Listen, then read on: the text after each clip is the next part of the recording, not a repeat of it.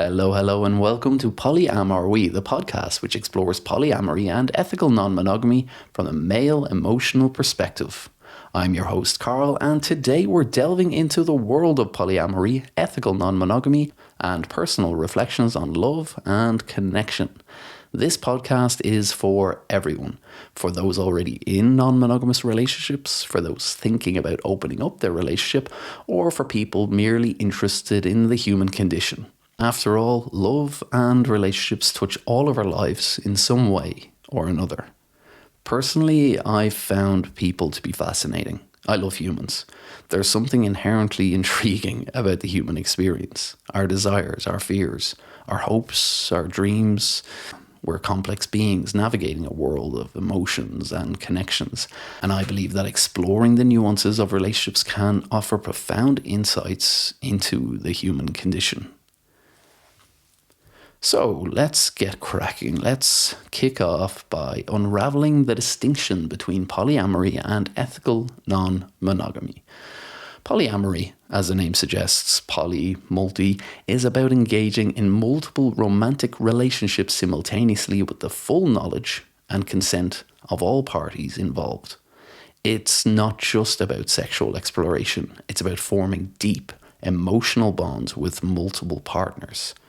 On the other hand, ethical non-monogamy is a broader concept that encompasses various consensual non-monogamous arrangements, which may or may not include romantic love. Just from my example, I've a number of different connections in various different countries at this stage. And with each of those, I consider them some of my greatest friends, where we could just as easily sit around watching Netflix, eating a pizza, chilling out, talking about politics or talking about the news, or we could be going at it like rabbits, with that mutual respect for each other, that we understand that each of us have our own independent individual lives. And many of my connections have their own primary partners also. So I can't expect too much time from them. They can't expect too much time from me, but we have a like-minded arrangement and we understand each other through that.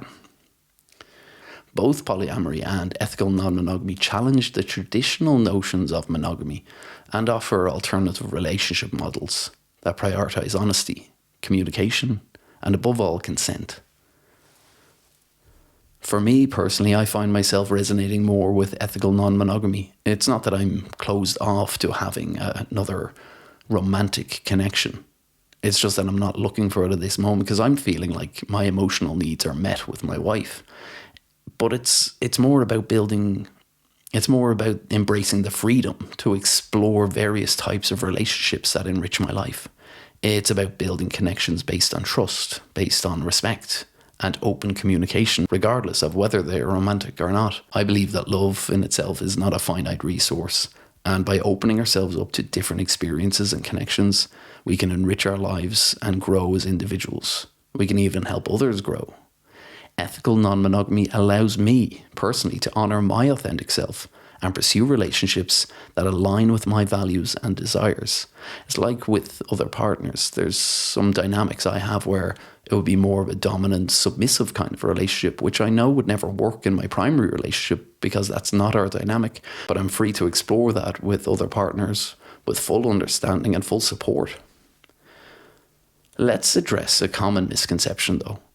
Cheating and infidelity can happen in non-monogamous relationships. Just because someone is in an open relationship doesn't mean that they're immune to betrayal. If you meet another partner and you have another partner already, it's only fair to let everyone know what is going on in your life. If you start a new sexual connection with someone, let other people know who you've got a sexual connection with. It's only fair to let them know.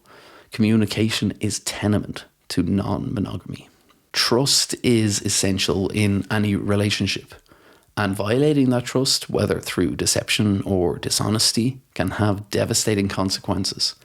It's crucial to uphold the same values of honesty and integrity in non-monogamous relationships as you would in monogamous relationships. Communication is key in navigating these complexities. Having open and honest conversations with your partners about your boundaries, desires, your fears. It's essential to maintaining trust and transparency. As Dossie Easton and Janet W. Hardy write in The Ethical Slut, honesty is the best policy, even when you're talking to yourself. So it's all about treating people like people and not treating people like objects. It's fundamental in ethical non-monogamy. Each person involved deserves to be seen, deserves to be heard, deserves to be respected and treated as an individual in their own right for their own thoughts, their feelings, their desires. It's about fostering genuine connections built on empathy, compassion, and mutual understanding. No one should ever feel disposable or replaceable. As Franklin Veaux and Eve Rickert put in More Than Two, treat your partners like people, not like things you collect. Gotta catch 'em all, Pokemon. No, let's not do that. One of the most challenging aspects of navigating non-monogamous relationships is managing jealousies and insecurities. As I spoke in episode 1, I don't necessarily see jealousy in itself as an emotion. I see jealousy as a reaction to an emotional state. So if I'm feeling lonely, or if I'm feeling angry, or if I'm feeling insecure in myself, jealousy can rear its head.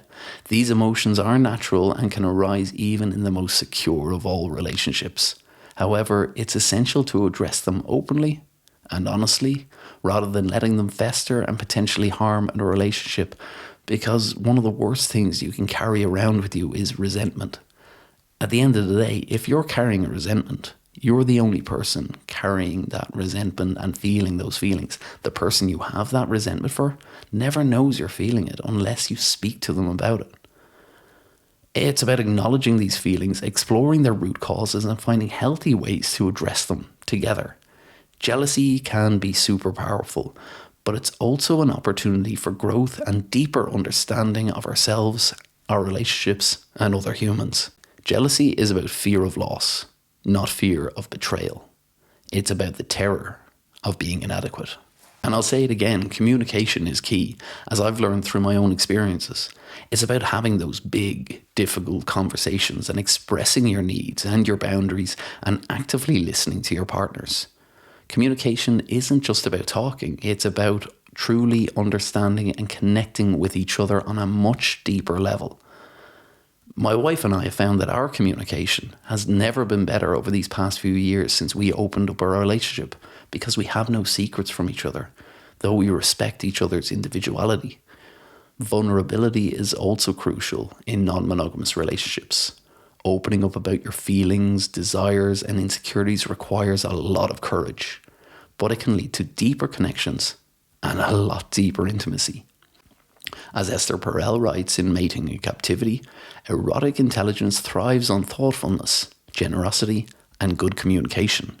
3 skills that are rarely taught together. One of the most crucial elements in ethical non-monogamy and polyamory is consent. All parties involved must enthusiastically consent to the arrangement and have the agency to renegotiate boundaries if needed. Consent is not a one-time agreement. It's an ongoing dialogue that requires mutual respect and understanding. It's about ensuring that everyone feels empowered and respected in their choices and their desires. Consent is the cornerstone of ethical non-monogamy, and it's essential to prioritize it in all aspects of our relationships. By prioritizing consent, we create a culture of respect and empowerment, where everyone's needs and boundaries are valued and honoured. So let's talk a bit about finding that balance in non-monogamous relationships. When one of my connections came to visit here, she was here for 3 weeks, and it was a pretty long time. I found myself juggling my time and attention between them and my primary partner. Suddenly my time and energy were massively divided, and I had to find a way to meet everyone's needs while also honouring my own boundaries. It wasn't easy, but it taught me a lot about communication, time management, and prioritising self-care. Finding balance is an ongoing process, and it requires constant communication, flexibility, and willingness to adapt to changing circumstances, something of which I haven't been very good at in the past, but I'm slowly learning how to change how to evolve, how to move forward with partners in a mutual, respectful way.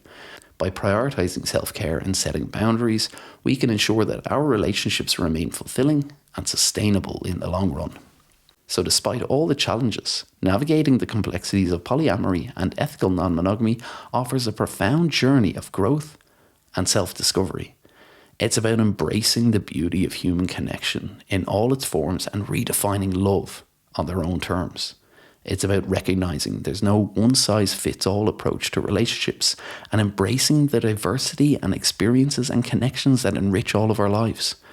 By approaching relationships with openness, compassion, and integrity, we can create fulfilling and authentic connections that bring joy and fulfillment to our lives. In a non-monogamous relationship, you're potentially in a minimum of 3 relationships, with your primary partner, a secondary partner, and the relationship with yourself, which for me is the most important one to maintain. It's crucial to prioritize self-care and personal growth, as this forms the foundation for healthy and fulfilling connections with others. So, as we wrap up today's discussion, I encourage you to reflect on your own journey with love and relationships. Whether you're exploring polyamory, ethical non-monogamy, or simply keeping an open mind, remember that love is a journey of growth, understanding, and embracing the full spectrum of human connection.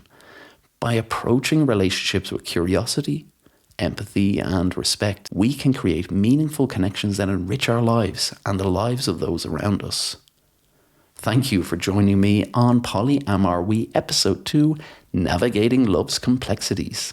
If you've enjoyed this episode, be sure to tune in for more discussions on relationships, identity, and personal growth. If you'd like to be a guest on the show or have any questions or topics you'd like us to explore, reach out to me on Instagram at PolyAmAreWe, and don't forget to follow PolyAmAreWe on TikTok for more content on love and relationships. Until next time, take care and may your journey be filled with love and fulfillment.